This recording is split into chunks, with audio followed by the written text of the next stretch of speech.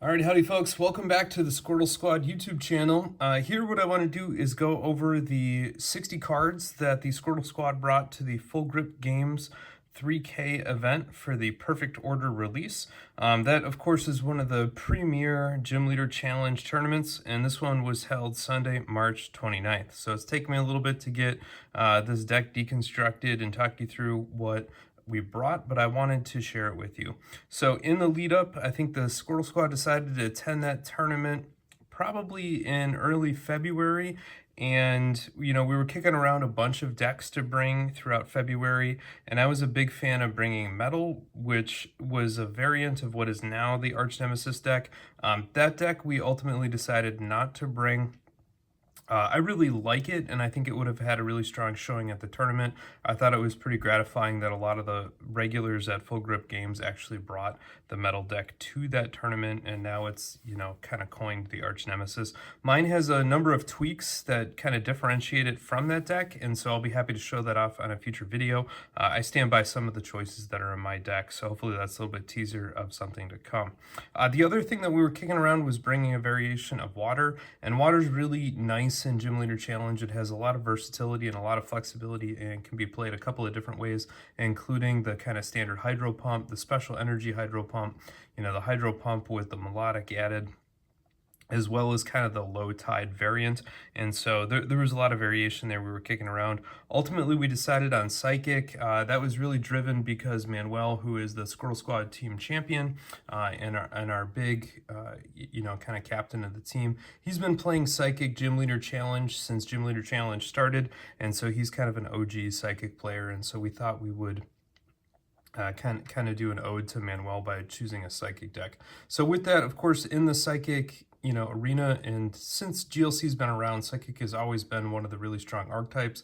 I think if you go way back, Lightning had a really strong show when the Shining Raikou was kind of a variant, and Colorless, of course, had a really nice, churn there before the bans of the double colorless energy and twin energy.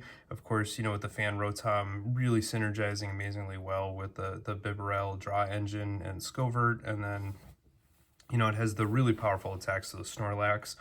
With that being said, I think leading up to the tournament, the best deck in the format was the deck piloted by Hector to the win of the Phantasmal Flames tournament. And so that looks a lot similar to this, and it's kind of known as the Blindside Xatu deck because you're looking at using this Blindside TM along with the Ancient Trait Natu shown here. And the way that this normally works is that you would hope to set up the board and go through most of the game, and then you would try to partner the Xatu ability to charge up on this Pokemon with the Malamar and perhaps either a Raihan or a Wondrous Patch to get the energy. Then you would use the new Timepiece item from Phantasmal to devolve the Xatu, attach the TM Blindside, and then attack with the Natu using the TM Blindside. And the TM Blindside lets you do 100 damage to one of your opponent's Pokemon that has any damage counters on it, and then that synergizes with the Ancient Trait from the Natu, and that Ancient Trait lets you take a second prize. So of course anything that lets you prize skip or take an extra prize in Gym Leader Challenge format is huge,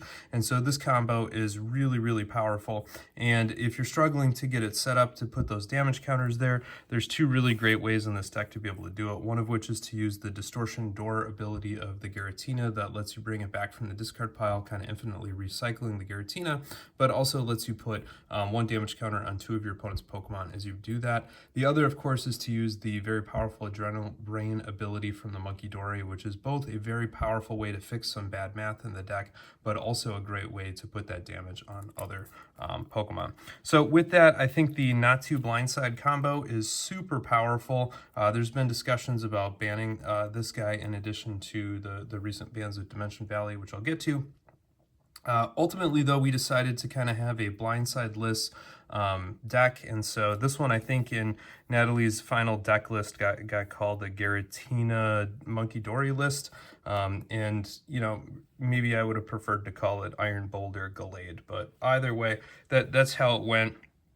And there are a couple of reasons why we took out that blindside TM and the timepiece to reset, and predominantly that's because it's a really hard combo to set up. So the Squirtle Squad did some testing with it, and we were able to trigger that for the second prize card. And of course, if you can pull it off, it's epic and almost always game-winning, particularly if it's combined with the Bicephalon's Firework Bomb ability, which is another way where you could potentially cheat and take 2 prizes, or the Adrenaline Brain ability.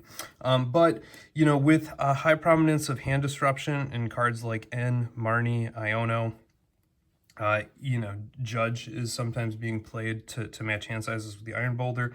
It was really hard to get it very, very consistently.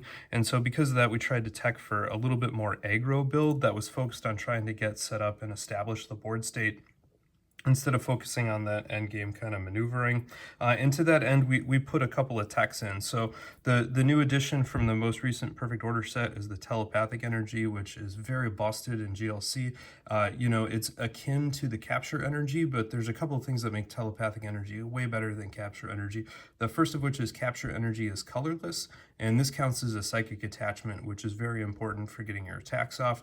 The other thing is that this lets you find not 1 but 2 Pokemon, and so it just doubles your fun, doubles the benefit of having that one in the deck. So to get that consistency, you know, you can rely on getting it natively in your hand. There is Guzma and Hala in here to help you go find a special energy, but we included Hilda in the deck as a tech to really help you set up with that Telepathic Energy. And I think that worked out well. There were a couple of games where I could Hilda for Telepathic, or I could Hilda for a regular Psychic Energy, plus you know, then attach it with the Natu's Clairvoyant Sense, and that then triggers additional draw support in the draw 2. And so it's really nice to be able to convert a supporter to attach one from your deck onto a Pokemon and draw 2 additional cards. So I think if the supporter just read, you know, find an evolution Pokemon, attach an energy from your deck, and, you know, draw 2 cards, people will probably be very excited about that. In a lot of ways, that's what you're looking to combo here. The other way that the Hilda is very powerful is just to help you set up the Malamar or the Corellia,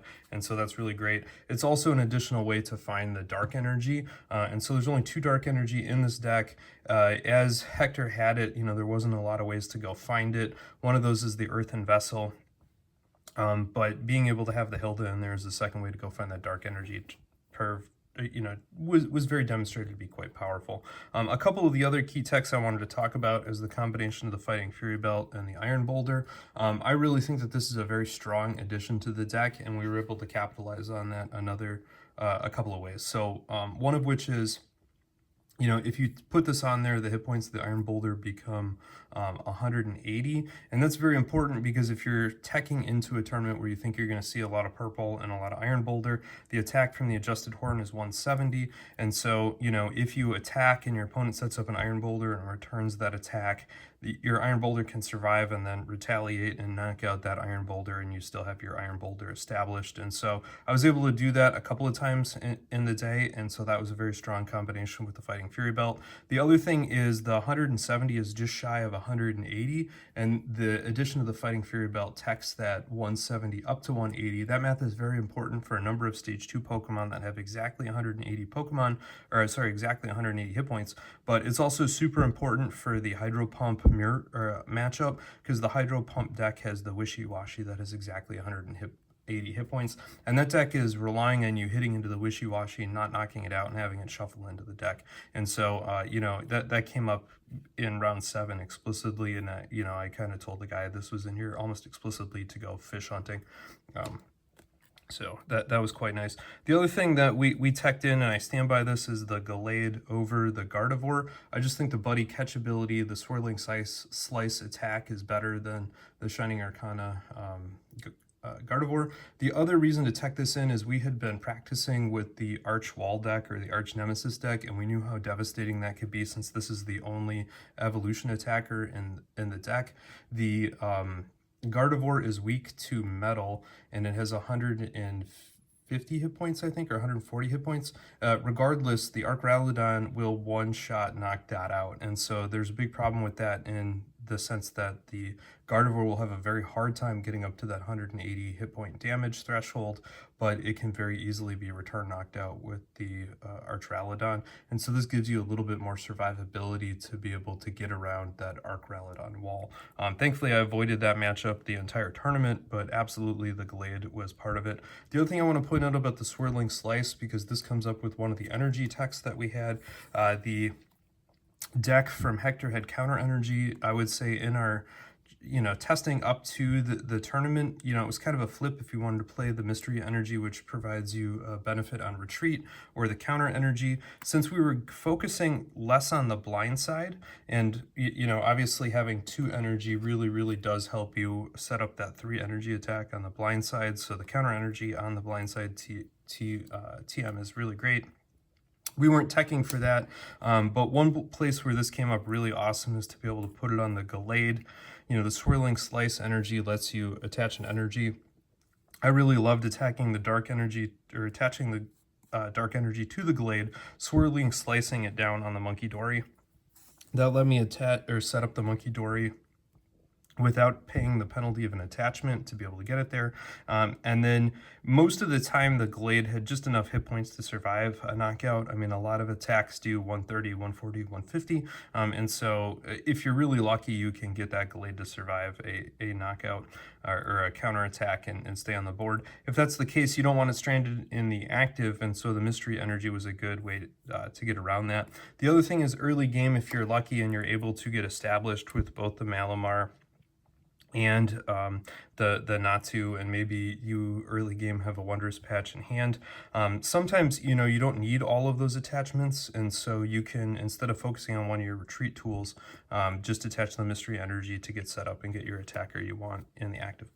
The other thing I wanted to point out about the Fighting Fury Belt is it is actually really good on the Munkidori. So if you accidentally have to start the Munkidori, and in one of my games, I forgot which one, the Munkidori actually attacked like 6 or 7 times, and it was totally ridiculous. All right, I'm probably exaggerating. It was probably 2 or 3.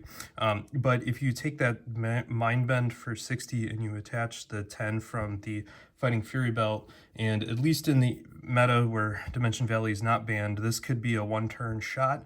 And so with Guzma and Hala, just by itself, you could in principle discard, go get telepathic energy, attach the telepathic energy to Munkidori to get your bench set up, drop Dimension Valley, attach the Fighting Fury Belt to the Munkidori, and do 70 damage to an active Pokemon. And of course, 70 is a very good number to be hitting early game on those pre-evolved Pokemon. And so that was something that had encountered in a couple of our pre-games, and I think once you establish that as a line, it becomes, much more tractable and much more appealing to have that Fighting Fury Belt in there for a couple of outs. So that was some of the stuff I wanted to talk about as kind of techs in this exact slightly more aggro deck that is very different than the blind side, even though it has a large number of cards that do overlap.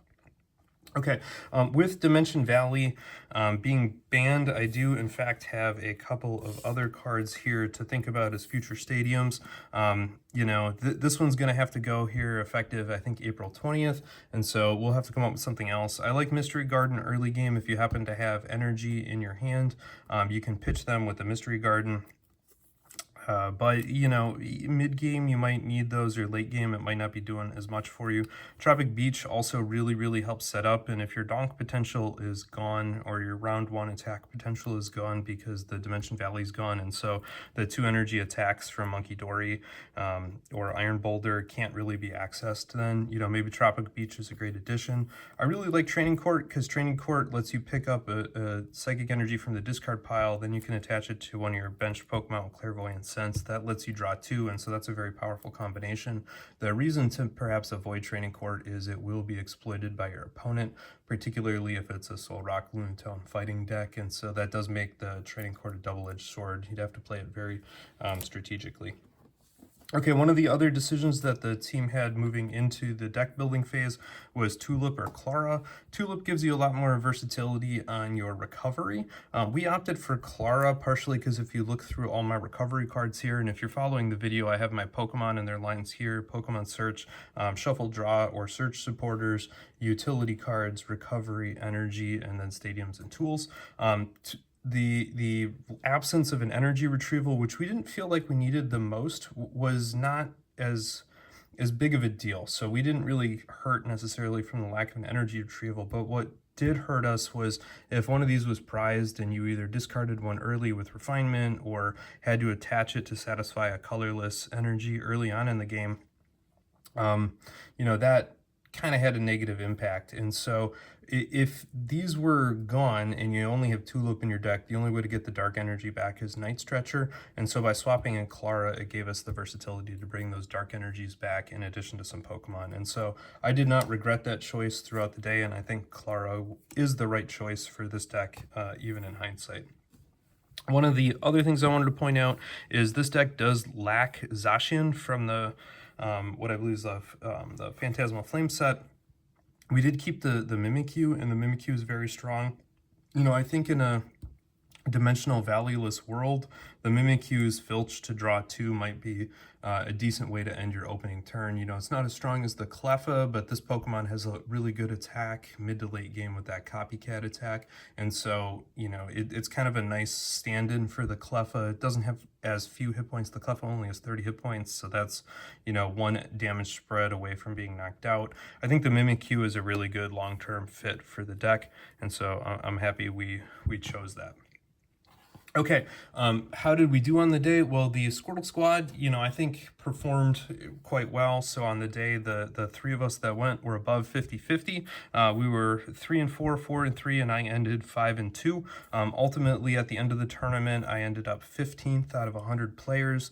Any tournament that big is going to come down to some of your matchups, a little bit of variance, and some really skilled play. And I was both the skilled player and the one who was dunked against, as it were. So in round 1, I had a Psychic mirror match, and the mirror match was pretty close to the T on Blindside. As far as I could tell, it may have even been card for card what Hector ran, or was very, very close, perhaps, subbing in a telepathic energy or something of the sorts. My opponent in that match kind of struggled to set up. I got a little bit of early runaway. I was able to use Guzma very effectively to knock out the Curlia on about round 2 to shut down a lot of the draw support from that refinement ability, and that really kind of set the day. My second round was against a fighting deck, and we were really expecting to see a bunch of fighting. And so that was just something to consider. Speaking of the fighting, I had the shiny Inkay in my deck, and Manuel had to swap it out for the negative 30 resistance ones. So that's one of these nice little things that if you pay attention to. That being said, I think I want to still go back to my shiny Vault Inkay because it's shiny, and even if it's not the right meta deck, I'd rather have a shiny one. So leave a comment if you think I should go back to the shiny one or abide by Manuel's meta choice there. But that is an important little guy to have in there, particularly if your opponent sets up Ting Lu on the first turn and you're stuck with Inkay in the active. That resistance 30 is pretty huge to be able to shut that down. It also brings him out of the one-shot range from the Marshadow that does 30. It has an attack that does 60 damage, and so obviously if you resist 30 of that, that's pretty big. Okay, I was able to triumph over the fighting deck.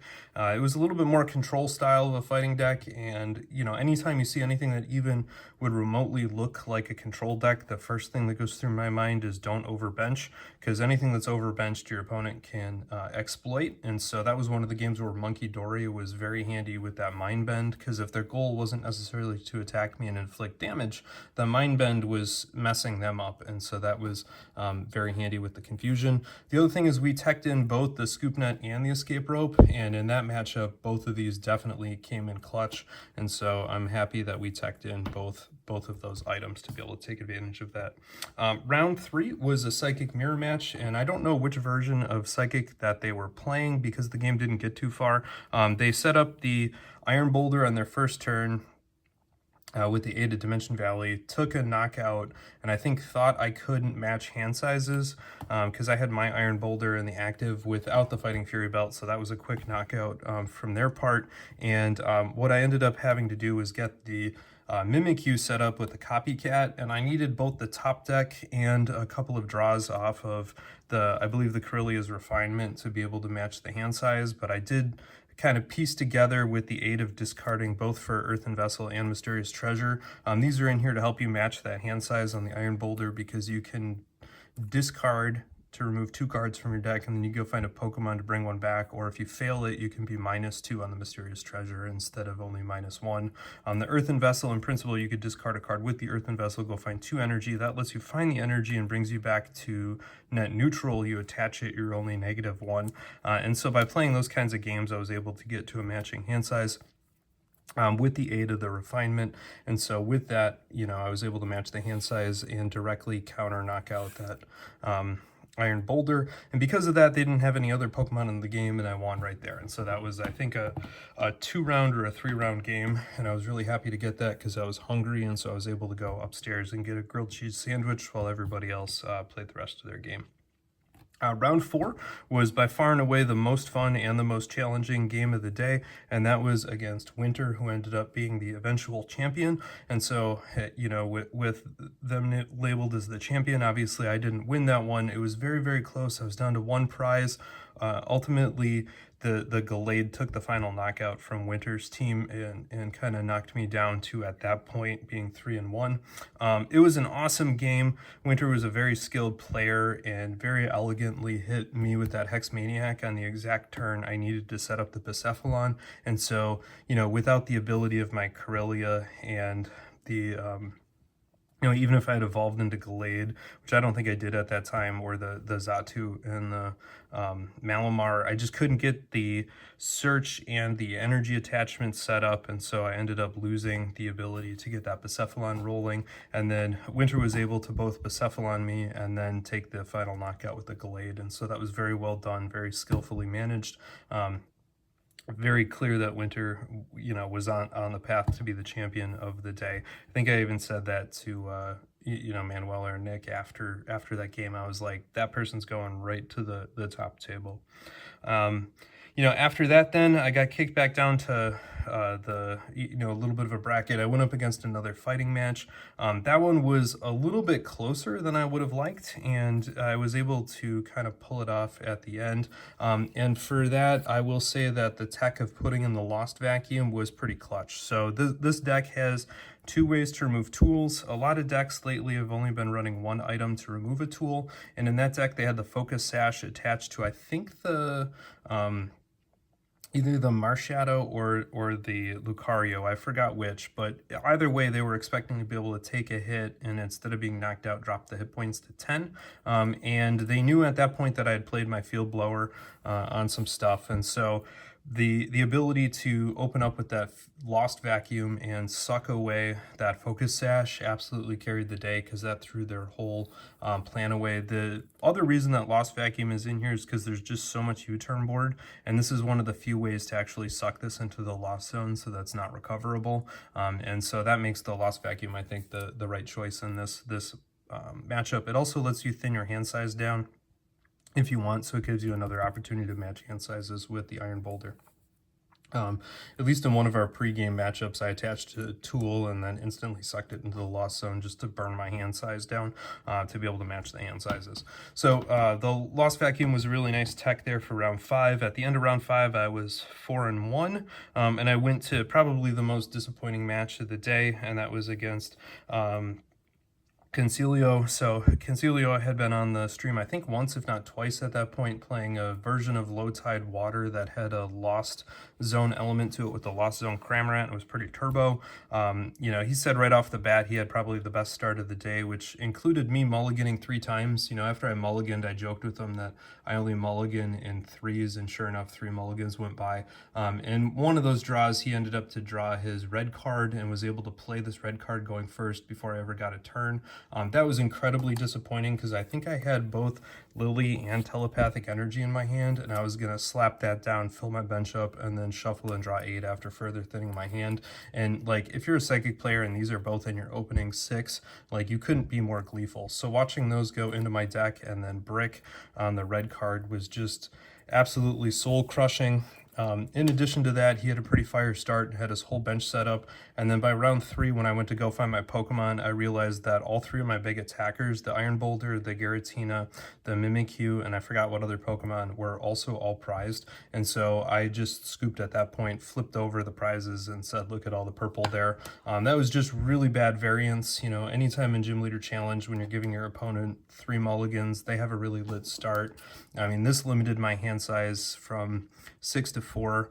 It has an effect very similar to the Marshadow, and so Concilio even said he thought this card should be banned from Gym Leader Challenge. I think that tracks with some of what Mahone said in the video from the Dimension Valley ban, that cards that take away from fun and strategy, you know, are kind of primed for that. And I would say that having your opening hand size shrunk with this item, which is of course much harder to search out than the Marshadow. The Marshadow was particularly toxic because there's a whole bunch of item search cards that you can have a very high probability of hitting it. The item's much harder to get to, but it definitely killed my day in combination of the prizes that were set up. So not bitter about that. That's just bad variance, and that'll happen anytime that there's 100 players playing 7 matches apiece. Somebody's got to get stuck with it. Anyway, at that point I was pretty much out of the top cut, which was very sad, and my final round then was against Hydro Pump. They struggled to get a little bit set up. I had a pretty lit hand. I think I even drew this as my top card and just played it right before it even made it to my hand and said that's about as good as I'm going to get as top decking Telepathic Energy on my round 1 draw. In that matchup, they tried to stall and build up board space again with that Wishy-Washy, and again, the combination of the Iron Boulder plus the Fighting Fury Belt to go fish hunting.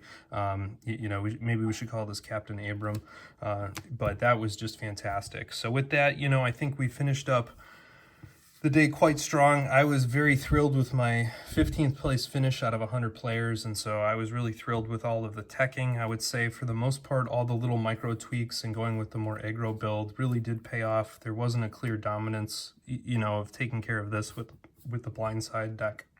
And yeah, that's the Psychic deck that we brought. So hopefully you enjoyed the review here. Please go ahead and drop those comments. Definitely vote if you think I should play with the Meta Inkay or go back to the Sparkly one. But other than that, leave a comment here. Hopefully we'll catch another Full Grip 3K Gym Leader Challenge tournament for a future set release. It was a blast. Everybody there was great, and I was happy to have pizza while we watched the final matches go right there in the lobby. So that was awesome. So thank you to everybody who hosted, who contributed. Thank you to 7 awesome opponents who were all great to play with. And without that, thanks. Thumbs up. Don't forget to smash the subscribe.